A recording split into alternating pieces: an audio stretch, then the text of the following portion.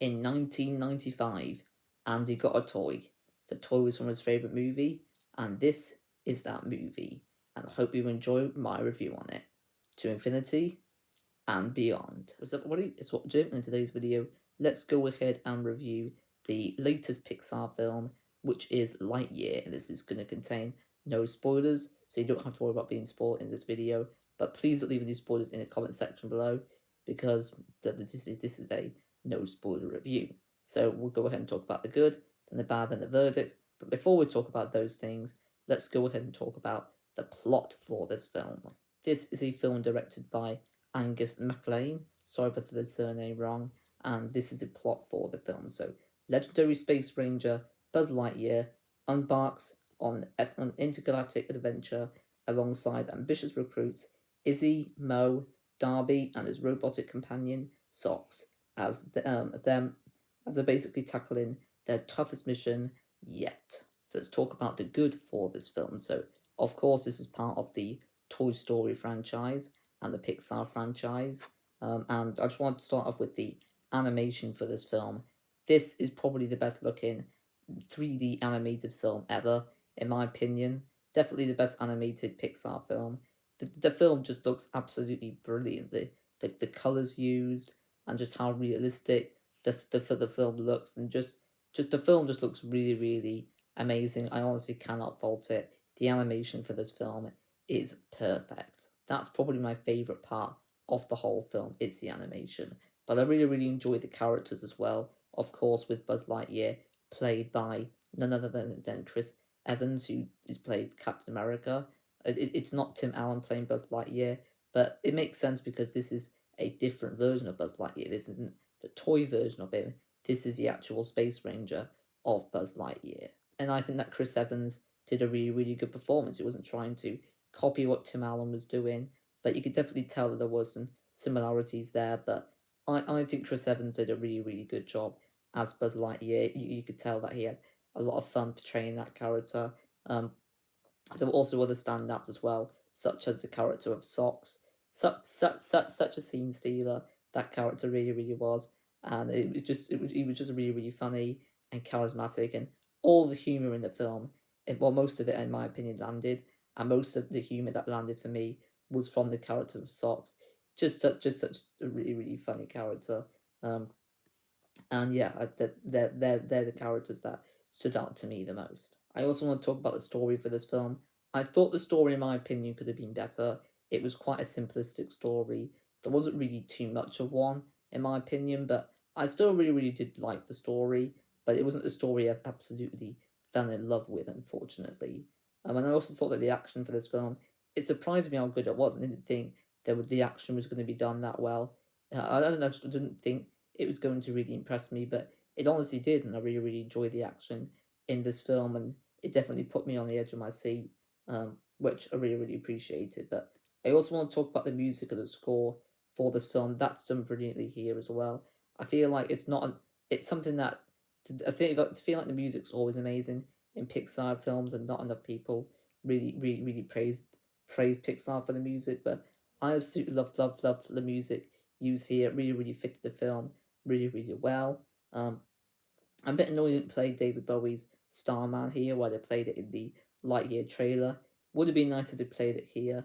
Um, that's really all I'm going to say about the music and the score, though. I also thought that this film was very emotional at times as well. Um, yeah, definitely was quite emotional in a few scenes in this film. Um, but that's really all I say about the good for this film. Not not a huge amount to say about the good, but I still did really, really enjoy this film. Still highly recommend it, and the animation is just mind blowing in this film, in my opinion, and it's easily my favorite part about Lightyear. I also want to say that you don't have to have seen the other Toy Story films to watch this one. It might not get to you as emotionally, but you still have to have seen those films to enjoy this one. And yeah, I do really, really enjoy this film. But let's talk about the bad for this film. So in terms of the bad, I thought this film was quite safe. It wasn't anything ambitious. I feel like lately Pixar have been trying quite a few films that are quite out there, and I applaud them for that. But in my opinion, like it was just quite a safe movie. And honestly, it's a Pixar film that could have come out 10 years ago, but it wouldn't have looked as good though. Um, this is of course a prequel to the Toy Story films. Um, and I feel like this film was an hour and 45 minutes, but it could have been 10, 15 minutes shorter, in my opinion. I feel like the pacing, it could have been a bit better in this film for me. I also thought that the villain for this film as well.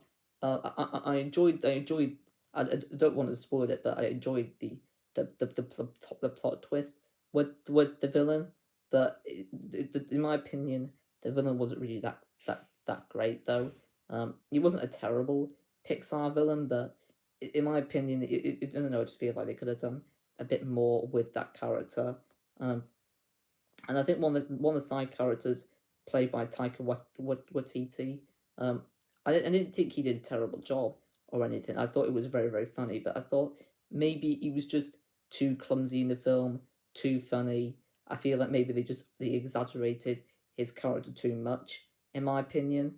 But that's really all I'm gonna say about the bads, and now I'll move on to the verdict for this film. I recommend this film to people who like Pixar films and for people who are fans of the Toy Story franchise. And there are also two end credit scenes as well. One of them's a mid credit scene, and then there were two post credit scenes as well. So stay tuned for them. But unfortunately, I missed the two post credit scenes. I only saw the mid credit scene.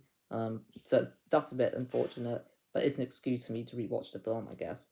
But I rate this film a 7.5 out of 10. I thought it was a very, very good film. Not a great film, in my opinion.